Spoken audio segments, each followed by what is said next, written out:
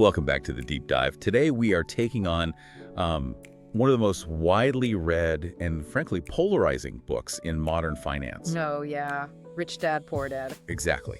And we're going to try and extract its absolute core truth. It's a book that really challenged a whole generation of people to rethink what the parents told them about money. For sure. And our mission today is pretty simple. We want to move past the stories, the anecdotes, and really just distill the key financial mindsets and strategies. And ground them in what's happening now. Right, using the latest U.S. financial research we've got from 2024 and 2025.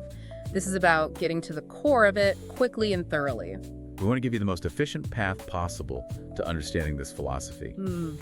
And the central hook, the question that drives the whole thing, is one you might ask yourself late at night. What if the traditional money advice you grew up with? What if that's the very thing keeping you from financial freedom? And that really hits hard, especially in the U.S. context. It does. I mean, we operate in this massive consumer economy where working hard is just, it's the expectation. People put in the hours, they get the promotions, the high salaries, but they still feel stuck. Stuck on what the author calls the rat race. Exactly. They feel financially precarious. And the sources are so clear on the diagnosis for this, is that the structure of education teaches you how to be an excellent employee. It teaches you how to work for money. But it completely fails to teach you the language of money. Right. How to make money work for you. Precisely. The traditional path, focus on job security, get a raise, save your money in some low-interest account. That might have been safe for our parents' generation. Maybe. But the book argues, and I think current economic volatility supports this, that it's now an outdated and frankly risky strategy. Relying on one paycheck. One single source of income, and just hoping inflation doesn't eat all your savings. That is not a plan for true independence. Okay, so with that foundation, let's jump right into the core of it all. The tale of two mindsets. We're introduced to the poor dad philosophy. The one that's risk-averse, highly educated in the traditional sense, and really focused on safety. And that mindset is driven by fear, right? Fear of what? Fear of failure, fear of debt, fear of standing out from the crowd. The messages are always, go to college, get a secure job, save every penny. It's all about immediate security. Yes, over long-term financial growth and, more importantly, financial learning. And then you have the complete opposite of that, the rich dad mindset. Which is entrepreneurial, focused on opportunity, and financially fluent. The philosophy is just completely flipped. It's build systems, build assets, make your money, make more money. And this is where we have to pause because it's so important. The book is absolutely insistent that this has nothing to do with how much money you make. Right. It's not about income level. Not at all. You can have a surgeon or a tech executive earning a huge salary, but because they're buying big houses, luxury cars, getting into tons of consumer debt, they're still operating entirely within that poor dad philosophy. They're just using a high income to buy bigger and more expensive liabilities. That's it. So the mindset is all about allocation. Where do you direct your time, your energy, and your capital? It's a different question. It's a fundamental difference. The poor dad asks, how much did I earn this month? The rich dad is asking, how much did my assets earn this month, and how can I reinvest that cash flow? And this all comes from this huge gap in education, which, the 2024 data just completely validates this. It's pretty stark. The 2024 Financial Literacy Report for the U.S. found that over 2/3, more than 67% of Americans lack basic financial knowledge. Wow. They can't comfortably navigate things like interest rates, compound returns, or, tax advantages. This is the exact environment the book was talking about. If you aren't taught the rules of money, you're automatically playing at a disadvantage. The school system is basically training you to be a good cog in someone else's machine. So if that's the foundation, the next logical step, and I think this is the big aha moment for most readers, is understanding the core mechanism here. The distinction between assets and liabilities. Yes. This is the critical separation. And if you're new to this, it sounds deceptively simple. Assets put money in your pocket. And liabilities take money out of your pocket. Right. The problem, the complexity, lies in our cultural programming, which just constantly confuses assets with expensive stuff. That's the real trick, isn't it? Yeah. We're conditioned to think that, size and cost equal value and stability. We see someone with a huge mortgage, a fancy car, and society calls them successful.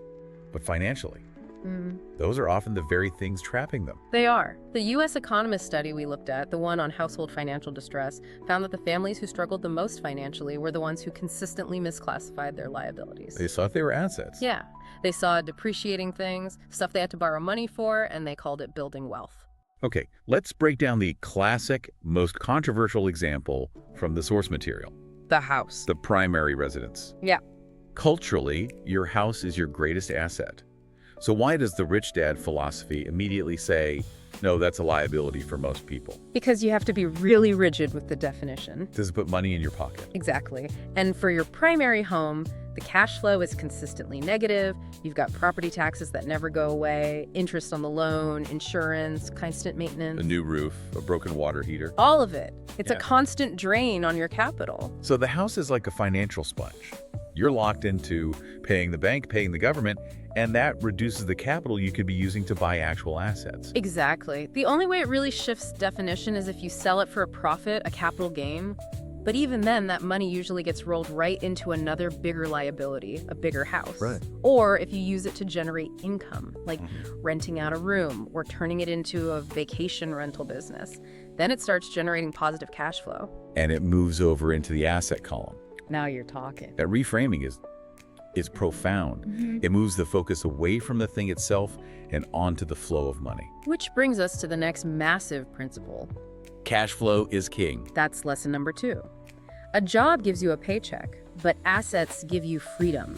You can never get financially independent on salary alone because your salary is tied to your time. It's finite. Right. True wealth is measured by cash flow. So if the traditional path is, climbing the corporate ladder for a 3% annual raise, what are rich people focused on instead? They're focused on building and buying things that make money on their own. Cash flowing investments, ownership in businesses, real estate properties. They're looking at the asset column of their balance sheet. Okay, for listeners who maybe don't have an accounting background, why is the balance sheet so important here? Because the income statement just shows what you earned and spent this year. Your paycheck and your bills. Yeah. But the balance sheet is the snapshot of your true financial position. It lists your assets and your liabilities. And wealthy people understand that the goal is to make that asset column grow so huge that the cash flow it generates pays for everything in your liability column. And that's the moment. That is the moment you are truly free. And the data supporting this it's just overwhelming. We looked at the 2025 wealth building study. What did that tell us about prioritizing assets early on? It was a massive validation of this model. The study showed that people who prioritize investing in cash-flowing asset stocks, real estate, a small-side business, early in their careers, build 3 to 5 times more wealth than those who just rely on a salary. 3 to 5 times. The power of compounding cash flow just blows an annual raise out of the water.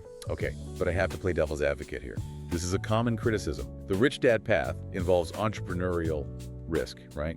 Which clashes with that safety the poor dad craves. Yeah. How do you square that with the need for stability? That's a crucial point. And the philosophy isn't about reckless gambling. It's about taking calculated risks through knowledge. And multiple income streams. Yes.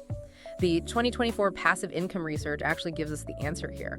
It found that Americans with multiple income streams, even small ones, reported higher overall financial stability and way less financial stress. That just makes sense. If you lose your main job, but you have 3 little rental incomes coming in or a couple of passive businesses, You don't face instant catastrophe. it's redundancy, which is a huge stress reducer. It is the definition of true security. Yeah. Security isn't one job. It's having so many channels of income that no single event can wipe you out. Let's pivot now to how knowledge and strategy really drive this whole system. Because it's clear this isn't just about what you buy, it's about what you know. And lesson 3 is the fuel for all of it. Financial education is your superpower. The world of money rewards fluency. You don't have to memorize facts. No, you just need to understand how transactions work, how markets behave, and how to read a financial statement. Money flows to people who learn the rules of the game. And this leads right into the most practical advice for someone with a normal job. Mind your own business. Lesson 4. This is critical. Your day job is necessary. It pays the bills. It buys the groceries. Sure. But you have to, at the same time, be building your own business or your own asset portfolio on the side. That capital from your job should be immediately routed into income-generating vehicles. And what are those vehicles, practically speaking? The sources list tangible things. Real estate rentals, intellectual property like royalties, investments that pay dividends, or an online side business. The job is the seed money. And the independent business builds the legacy wealth. And to be good at that, you need lesson 7. Work to learn, not just to earn. We get so focused on the salary number. But the philosophy says we should chase skills first. It does. What are the high leverage skills? The book lists 4 that are just foundational: sales, accounting, investing, and communication. And think about why they're so high leverage. Okay, sales. You need to be able to sell your idea, your product, yourself. Exactly. Investing, you have to know where to put the money that your sales efforts generated. Right. And accounting is just understanding the numbers, reading the map, and spotting problems. And communication, that's the one that's often overlooked in these kinds of books, but it's crucial for negotiating, for building teams, for raising capital. Jobs can be temporary. But those 4 skills create opportunity forever. They are portable, they are scalable. If you master those, you will never struggle to generate income, whether you work for yourself or someone else. And finally, the topic that I think intimidates a lot of people. The wealthy understand taxes and laws. This is lesson 5. A lot of people think financial success is just maximizing your income, but the wealthy know it's about legally minimizing what goes out. Maximizing retention. Yes. They use legal entities like corporations and specific tax strategies to protect and grow their wealth. They often pay a much lower percentage in tax than a high-earning employee. So this isn't about cheating the system. Not at all. It's about understanding the legal structures that were put there for business owners and investors, and just using them as they were intended. Precisely. If you are a W-2 employee, the tax code is written to take money from you first.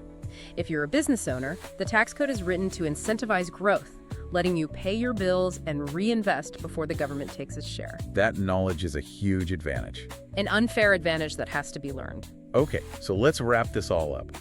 For you, the listener, internalizing these principles, how has this changed the way you approach your daily finances? Well, it stops being a game of defense and it becomes a game of offense. I like that.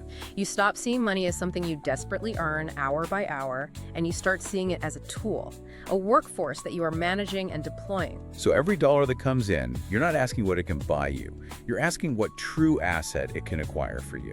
You're prioritizing cash flow over cultural possessions. It's a shift from that job mindset, which is defensive and fearful, to the freedom mindset, which is expansive and knowledge-driven. The sources really deliver a clear conclusion here. It's very direct. Wealth isn't built by working harder. It is built by thinking smarter, understanding the rules, and prioritizing that asset column. So the 4 final actions are: they're inescapable.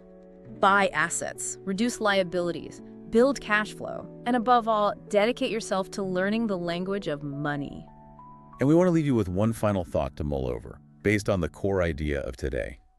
If an expensive car or even your own home can function as a massive liability, what single financial decision are you currently misclassifying in your own life?